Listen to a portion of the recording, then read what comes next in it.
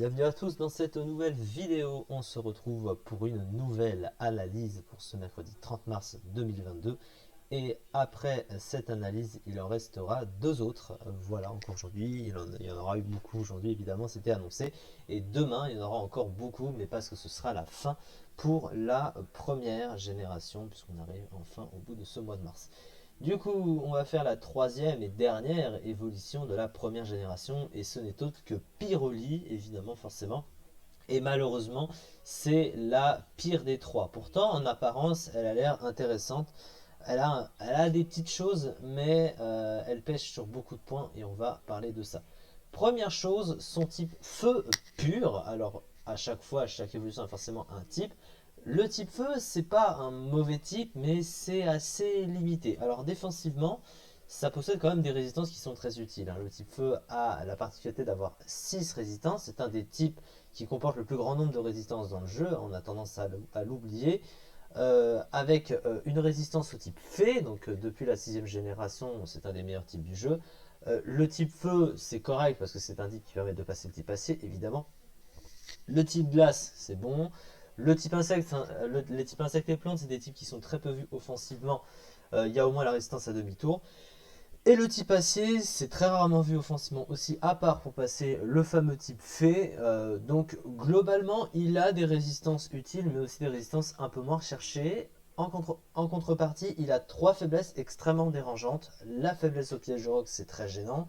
Le type eau, extrêmement gênant, évidemment. Ça résiste aussi au type feu, cela va sans dire. Le type sol, extrêmement gênant, puisque c'est l'un des trois types permettant de passer offensivement le type acier. Donc trois faiblesses extrêmement dérangeantes avec beaucoup de résistance, mais certaines résistances qu'on ne va pas vraiment rechercher. Cela dit, ça reste beaucoup de résistance quand même. Offensivement, le type feu, c'est un type de coverage extrêmement répandu, un des meilleurs types de coverage offensif pour passer le type acier.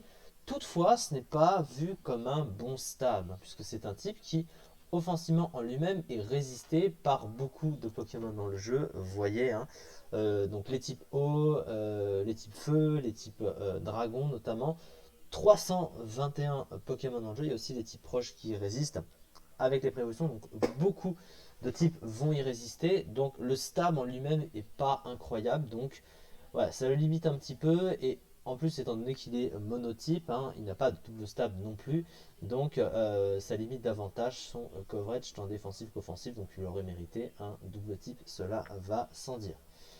Au niveau des talents du Pokémon, le premier talent c'est Torche en français, donc Flash Fire, oui, en français c'est Torche, qui du coup lui donne une immunité au type feu, et s'il prend une attaque de type feu, il a 50% de chance d'augmenter la puissance de ses attaques de type feu. Alors il a déjà une résistance au feu, donc bon, c'est correct mais sans plus. Et le fait qu'il gagne une puissance sur ses attaques de feu, c'est pas si mauvais que ça, étant donné qu'il n'a pas de double type, au moins qu'il bénéficie d'une puissance supplémentaire sur son seul stab, ça reste correct. Après, encore une fois, comme c'est un type qui est beaucoup résisté, ce ne sera pas toujours le mieux. Son autre talent du coup c'est Cran qui lui donne 50% de boost sur ses attaques physiques s'il reçoit un problème de statut, et ça ignore la division par 2 normale des dégâts physiques s'il se fait brûler. La seule chose, c'est qu'il est déjà immunisé à la brûlure, hein, il faut le noter. Donc en fait il s'en fiche de ça, donc ça veut dire que généralement tu vas te servir d'un orbe flamme pour te servir de cran.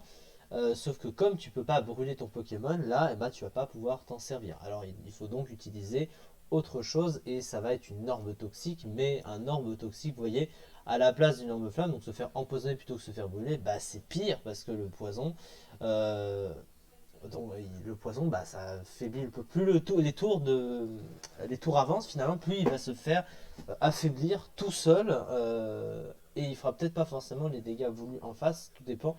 Après, ça reste quand même un talent qui occasionne des dégâts assez lourds, hein, évidemment, mais quand même, il se fait empoisonner pour ça, donc il faut que ce soit compensé sur le terrain finalement. Les statistiques ensuite du Pokémon, alors c'est un Pokémon qui possède une grosse attaque, hein, 130, et même à l'époque, hein, c'était très fort, évidemment. Euh, à côté de ça, alors, il possède une défense spéciale de 110, hein, qui est quand même assez correct, mais comme il a 65 en PV, bah, c'est un petit peu moyen. Et surtout, il a une défense extrêmement mauvaise de 60. Il a 95 en attaque spéciale, mais il n'a pas grand chose pour s'en servir, donc bon, c'est un peu triste.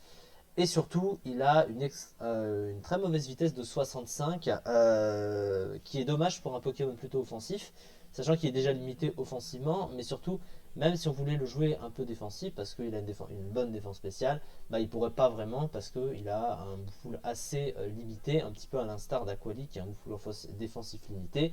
Ben, lui, globalement, c'est un moins bon type défensif que Aquali, hein, parce que lui, bah, il a des faiblesses très gênantes, alors que Aquali a des faiblesses un peu moins gênantes, et surtout il en a que deux comparé aux trois qu'il possède.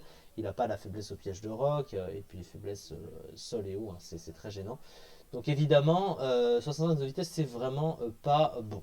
Le move pool ensuite de ce Pokémon. Offensivement, alors il possède sur le type feu bah, déflagration, lance-flamme, hein, sur le spécial, le fameux bout de feu sur le physique, alors qu'il y a un peu de recul, hein, quand même, on le sait. 33% de recul, ça a 10% de chance de brûler l'adversaire, donc avec les 130 d'attaque et éventuellement l'utilisation de cran, ça peut faire de gros dégâts. À côté, il possède la fameuse attaque façade, hein, qui va profiter de l'utilisation de cran, puisque ça double s'il a un problème de statut, en plus d'augmenter les dégâts physiques, puisque c'est une attaque physique. Donc calqué sur 130 de puissance, c'est plutôt correct. Il a surpuissance qui lui fait un coverage, même si ça va le baisser son attaque et sa défense, donc risque de lui faire annuler son utilisation de cran s'il s'en sert avec cran, ce qui est le cas ici. Ensuite, il possède Vive Attaque aussi comme priorité, hein, qui est ici.